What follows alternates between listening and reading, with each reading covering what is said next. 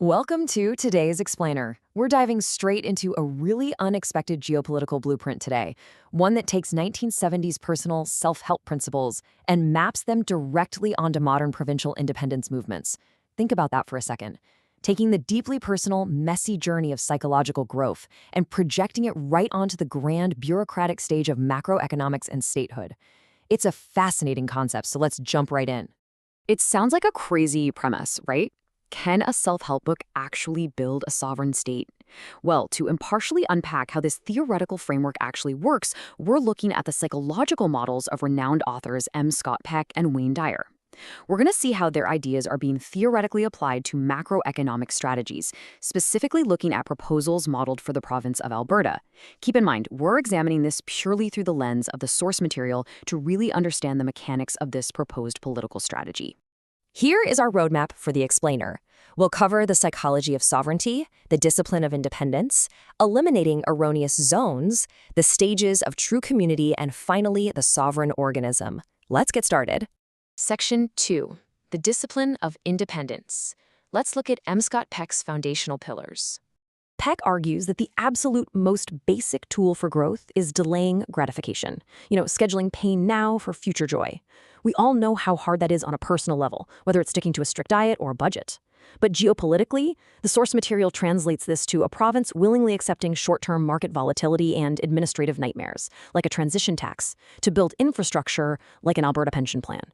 The argument here is that independence is incredibly expensive and disruptive early on. So to win, a movement must embrace that upfront pain for the delayed reward of total fiscal control tomorrow. Next up is the acceptance of responsibility. In Peck's psychological model, if you're chronically blaming others, you simply prevent any real growth. Applied to a province, this means breaking the habit of constantly pointing the finger at external forces or a federal center, like Ottawa. Instead of always asking, what is the federal government doing to us, the blueprint suggests what it calls a mirror audit. It challenges the province to look inward and ask, what have we failed to build for ourselves? This prompts the creation of local courts and police forces before ever asking for permission. Just like individuals have to constantly update their worldview when facts change, a sovereign province must have a rigorous dedication to reality. According to the blueprint, this means establishing independent data sovereignty. Think about it. If a central authority's models claim your region is in economic decline, but your local reality clearly shows growth, you just can't rely on their map. You need your own statistical agency and local media to chart your own truth, ensuring your narrative matches the actual facts on the ground. And this brings us to a really brilliant nuance. Sovereignty isn't strict isolation. In self-help, Peck calls this bracketing, which is the disciplined flexibility to balance conflicting needs within yourself. Geopolitically, the text frames this as negotiated interdependence. It means a province has to balance its fierce desire for independence with the sheer geographic realities of trade and diverse populations. You have to act as a single, healthy organism capable of making deals, rather than a fractured, isolated populace just yelling into the void. Moving to Section 3, eliminating erroneous zones. Let's dig into Wayne Dyer's mental software. If Peck provided the hardware, Wayne Dyer provides the software deprogramming. He argues that unhappiness is a choice, driven by self-defeating behaviors that he calls erroneous zones. Now, in our political blueprint, these zones are viewed as literal vulnerabilities in a province's mental firewall. If a population is trapped in negative thought loops, it's incredibly easy for external central authorities to exploit those zones, managing behavior through psychological nudges rather than passing direct legislation. It's essentially hacking the collective mind. Consider the trap of approval seeking. Dyer states that if you actually need someone else's approval, you become highly manipulatable.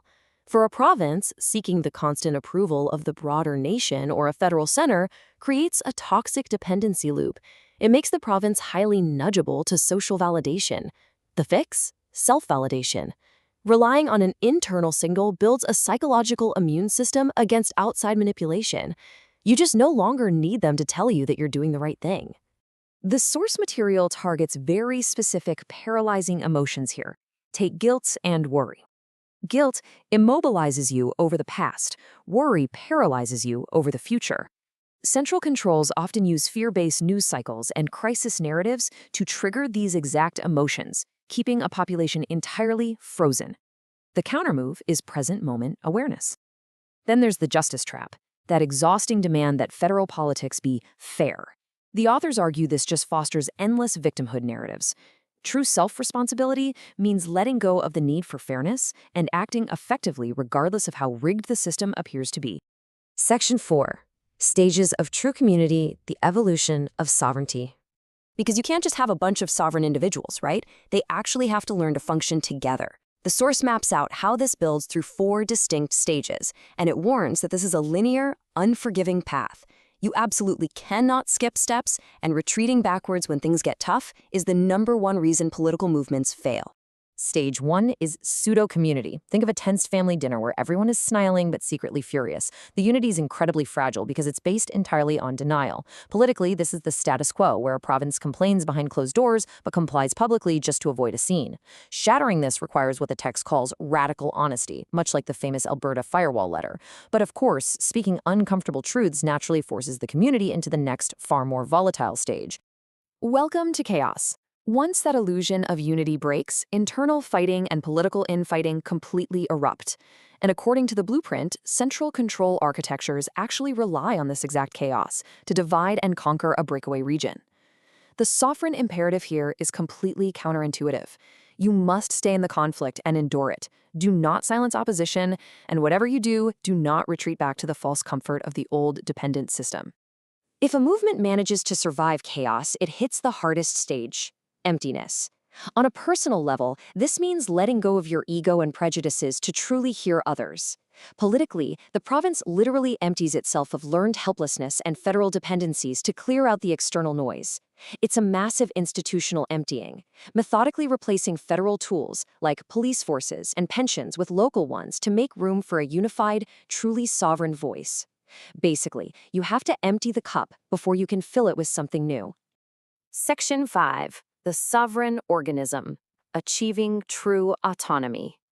Overcoming all those monumental hurdles leads us to the climax, a true community functioning as a single sovereign vessel. A fully sovereign entity operates so smoothly and self-sufficiently that the central authority's laws essentially just become irrelevant. The source playfully calls this the as-follows principle, meaning if you physically build the independent systems, the legal and political realities are forced to follow right behind. You don't need to shout, protest, or be angry. Your internal systems manage daily life so effectively that independence isn't a demand anymore. It's just a self-evident fact of operations. This leads to the serendipity of sovereignty, or the grace factor. Peck defines grace as an unseen force that nurtures growth. In politics, we can view this as the momentum of resonance. When a community stops complaining and simply proves it can govern itself smoothly, the rest of the world actually starts treating it as if it already does. By demonstrating extreme discipline, the province naturally attracts the global investment, innovation, and alliances that previously avoided the noise of their chaos. Freedom is a byproduct of discipline. This core philosophical thesis perfectly summarizes the entire blueprint.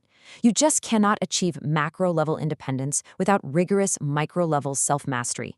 Whether you are a single person trying to reclaim your life or a massive geographic region seeking political autonomy, the fundamental laws of growth remain absolutely identical. The external world simply reflects the internal state. It is a truly mesmerizing framework. It suggests that the road to geopolitical statehood doesn't actually start in a legislative building. It starts right inside your own mind. We've explored how taking personal responsibility and deleting self-defeating behaviors are theorized as the absolute bedrock of political freedom. It forces a complete perspective shift. Stop looking outward at external authorities and start looking deeply inward at your own mental firewalls. If a province is truly just a reflection of its people, are you ready to do the internal work of sovereignty? Thank you for joining me on this explainer, and I'll leave you to ponder that.